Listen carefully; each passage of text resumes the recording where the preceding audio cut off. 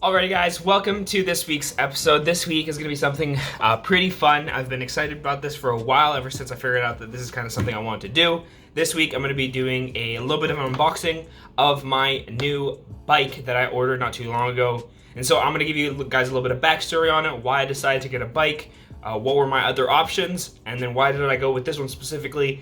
And as I'm talking, I'm going to be showing you guys me unwrapping the bike, having tremendous difficulty putting it all together, and having some assistance from my roommates to put it all together, guys. It's going to be a quick, fast, informative episode. Let's get into it. Alrighty guys, so I'm going to start off with why did I get a bike? What would make you want to do that, Greco? It rains every single day here in Vancouver. I'm being over dramatic because it hasn't rained here in a while. It just rained last night, but it's been super duper good. We've had amazing weather. I'm super thankful for that. So why did I go with a bike? What were my other options? So let's start with what were my other options. So I was looking for a way to get around Vancouver that wouldn't require me actually having a car because of parking, and then insurance is expensive, and I'm trying to reduce my bills as much as possible so I can invest as much as possible into this YouTube channel and my music. A lot of time to do other things, as well as I want to be able to go places that you might not be able to go with it. So that eliminated immediately a whole bunch of different options. So essentially what I was left with is either get a motorcycle, get a scooter, and by scooter I mean moped, goes by a whole bunch of different names,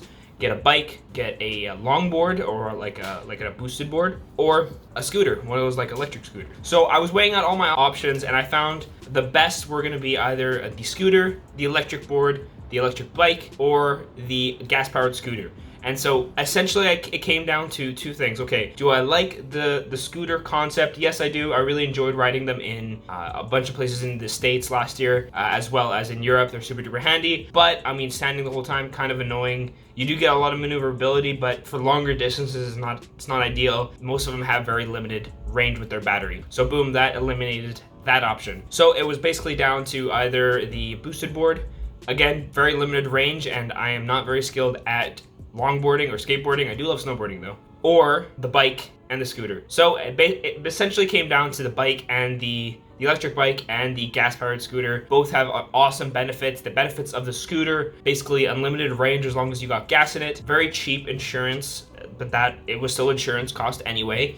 And it was pretty easy to park because it's super duper small. And then you went over to the bike, and the bike has the benefit of, well, you can go essentially anywhere with a bike. It has pretty decent range, but you don't have to pay insurance. So, I mean, there's pros and cons to each one. So I decided, okay, so I looked into some options for bikes, looked into some options for some scooters. The scooter that I wanted was gonna be something a little bit higher end because I like to just invest at first, and it's gonna be fine.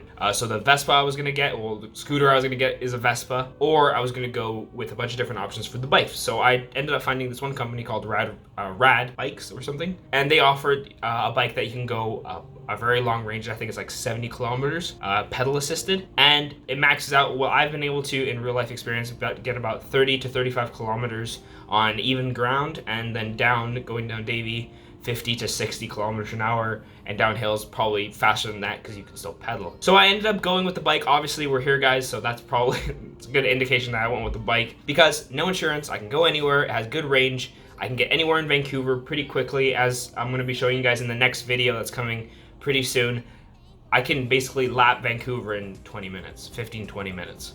Obviously we're along the perimeter, but I mean, I can cross it even faster than that. But yeah, so that was my motivation for getting the bike. So why specifically this one? I read a whole bunch of reviews, and this one had the best reviews. It was a little bit pricey. Mine came into about $2,500 Canadian, but I figured it was gonna be worth it if I could get around effectively. I wouldn't have to get an Uber. Yeah, I mean, it's not ideal for when it's raining, but it has really big, thick tires. So it's gonna be better if I want to do other different things that's not just riding in the city. Maybe if I want to go ride on the sand. I don't know. I can do a lot of different things with this bike. So I ended up choosing the radrover with the cutout because I didn't want to wait until September to get the one with the straight bar. So I ended up choosing that bike, and then I ordered it, and this was kind of weird, so I'm gonna ding Rad a little bit for this one. So I ordered the bike, and then they said they're gonna give me a notification when the bike was being sent. Like most companies, Amazon does this. I just had a few things I ordered off of Amazon today that are arriving today, and they give you a notification when it's shipped or the estimated time that it's supposed to arrive. Stay hydrated. Yeah, so they usually tell you when it's shipped, and when they're going to be sending it and when it's going to arrive, so you can plan around that, right? So I was already here doing my thing, and I got a call from somebody randomly off my phone, and it was this guy with an extremely thick accent, but I could still understand him. He's like, hey, did you order a bike? And I'm super duper confused because I hadn't received anything, and so I'm randomly getting a call from a guy about a bike.